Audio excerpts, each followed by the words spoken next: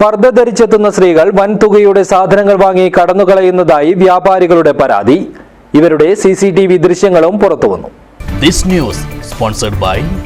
ഗുണമേന്മയോട് കൂടിയ ഉൽപ്പന്നങ്ങൾ മിതമായ നിരക്കിൽ. Sreekrishna hardwares, MG road, Kasaragod. ഏറ്റവും ഒടുവിൽ ഉപ്പള ബസ് സ്റ്റാൻഡിലെ ഉമർ ഫൈസലിന്റെ ഉടമസ്ഥതയിലുള്ള പവ്വാമാർട്ട് എന്ന dry fruit import chocolates bakery wholesale സ്ഥാപനത്തിലെത്തിയാണ് പർദ്ദധാരി 5000 രൂപയുടെ ഡ്രൈ ഫ്രൂട്ട് വാങ്ങി പണം നൽകാതെ കടന്നുകളഞ്ഞത്. തട്ടിപ്പ് നടത്തി കടന്നുകളഞ്ഞ ഇവരുടെ CCTV ദൃശ്യവും പുറത്തുവന്നിട്ടുണ്ട്. അടുത്ത ഏതാനും നാളുകളിലായി ഉപ്പളയിലെ പ്രധാന തുണിക്കടകൾ, സൂപ്പർ മാർക്കറ്റ്, അനാഥിക്കടകൾ, ജ്വല്ലറികൾ എന്നിവിടങ്ങളിലും ഇതേ രീതിയിലുള്ള തട്ടിപ്പ് നടന്നതായി വ്യാപാരികൾ പറയുന്നു. എല്ലായിടത്തും പർദ്ദ ധരിച്ചെത്തിയാണ് തട്ടിപ്പ് നടത്തിയത്. 5000, 10000 എന്ന നിലയിലാണ് തട്ടിപ്പ് നടത്തിയത്.